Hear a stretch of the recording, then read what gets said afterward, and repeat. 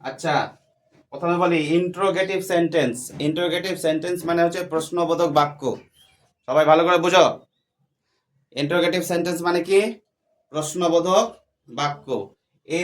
এই সেন্টেন্সের সবার শেষে একটা জিজ্ঞাসা চিহ্ন থাকে, এটাকে বলা হয় ইন্টারোগেশন মার্ক। মনে থাকবে? কি বললাম বলো? এই চিহ্নটার নাম কি বললাম? Interrogation mark. ঠিক আছে? বা জিজ্ঞাসা চিহ্ন। পারবি না, জিজ্ঞাসা চিহ্ন বলবি। তাহলে ইন্টারোগেটিভ সেন্টেন্সের সবার শেষে একটা জিজ্ঞাসা চিহ্ন থাকতে হবেই। ঠিক আছে? আর এই সেন্টেন্সটা শুরু হয় দু রকম ভাবে। একটা অক্সিলারি ভার্ব দিয়ে শুরু হয়, একটা WH ওয়ার্ড দিয়ে শুরু হয়। দেখো, এই সেন্টেন্সকে আবার দু ভাগে ভাগ করা হয়েছে।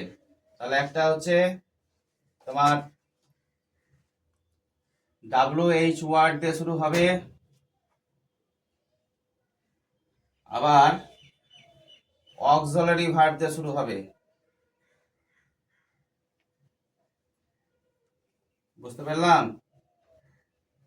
তাহলে যখন অক্সিলারি ভার্ব দিয়ে শুরু হয়, ঠিক আছে, তখন এই বাক্যটাতে আমরা ইয়েস অথবা নো উত্তর পাই।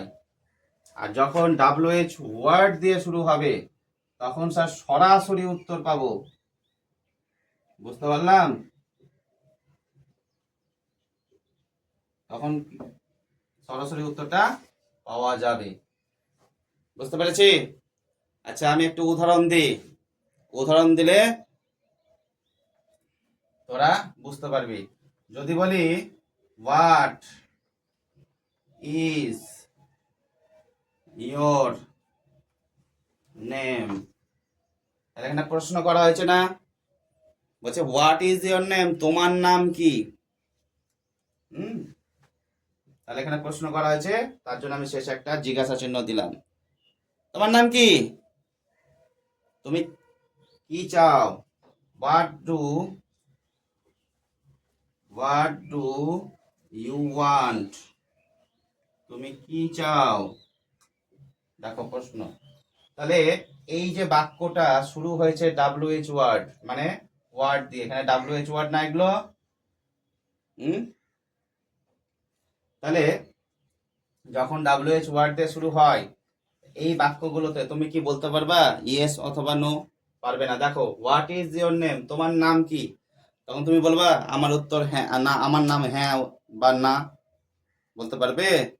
বলতে পারবে না। তুমি তখন তোমার নিজের নামটা সরাসরি উত্তর দিতে হবে। তাহলে সেখানে সরাসরি যেখানে WH কোশ্চেন আছে, সেখানে সরাসরি কি দিতে হয় বাবা? উত্তর দিতে হয়। Do you play, PLAY, football? Do you play football, তুমি কি ফুটবল খেলো? ডু ইউ প্লে ফুটবল, তুমি কি ফুটবল খেলো? তাহলে এই যে ডু কথাটা, ভার্বটা, এটা একটা অক্সিলারি ভার্ব। এই অক্সিলারি ভার্ব দিয়ে কি করেছি? বাক্যটা শুরু করেছি। তাহলে এই অক্সিলারি ভার্ব দিয়ে যখন শুরু হয়েছে, তখন এই বাক্যটার মানেটা কি দাঁড়াচ্ছে? ডু ইউ প্লে ফুটবল, তুমি কি ফুটবল খেলো? এই বাক্যে তুমি প্রশ্নের উত্তর কি দিবা? হ্যাঁ অথবা না। তাহলে উত্তরটা কি আসবে? ইয়েস অথবা নো। তুমি কি সরাসরি উত্তর দিতে পারছো? দিতে পারছো না, তুমি ইয়েস নো বলেই থেকে যেতে হচ্ছে। তা যে বাক্যে অক্সিলারি ভার্ব দিয়ে শুরু হবে, সেই বাক্যগুলো ডেফিনেটলি ভাবে ইয়েস নো উত্তর আসবে। আর যে বাক্যগুলো WH ওয়ার্ড দিয়ে শুরু হবে, সেই বাক্যগুলোতে কি আসবে? হ্যাঁ অথবা সরাসরি উত্তর আসবে। ঠিক আছে? বুঝতে পারলাম? বুঝতে পেরেছে? Is it a motor car?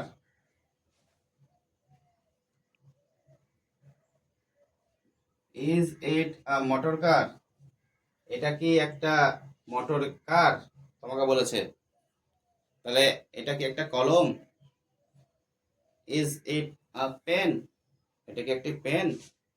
তাহলে কি উত্তর দেবা? এটা তো পেন, তাহলে কি উত্তর দেবা তুমি? ইয়েস, তাই না? তাহলে এই বাক্যতে আমরা ইয়েস উত্তরটা পাচ্ছি। তার মানে এই ভার্বটা কি দিয়ে শুরু হয়েছে? অক্সিলারি ভার্ব দিয়ে শুরু হয়েছে। এই ভার্বটা কি বাবা? Auxiliary verb. বুঝতে পেরেছো? তাহলে আমাদের এখানে কি বুঝলাম? ইন্টারোগেটিভ সেন্টেন্সে কি বুঝলাম? ইন্টারোগেটিভ সেন্টেন্সে বুঝলাম যে এই বাক্যতে শেষে কি থাকবে? একটা জিজ্ঞাসা চিহ্ন থাকবে। আর কি থাকবে? একটা অক্সিলারি ভার্ব দিয়ে প্রশ্ন থাকে, আর একটা WH ওয়ার্ড দিয়ে প্রশ্ন থাকে। এই অক্সিলারি ভার্ব এবং WH ওয়ার্ড, এই অক্সিলারি ভার্ব এবং WH ওয়ার্ড কেন আমি দেখিয়েছি? এর কারণ আছে। যখন আমরা ভয়েস চেঞ্জ এবং ন্যারেশন চেঞ্জ করতে যাব, তখন আমাদের কিন্তু এই দুটো সেন্টেন্সের আমার দরকার পড়ে। বুঝতে পেরেছিস?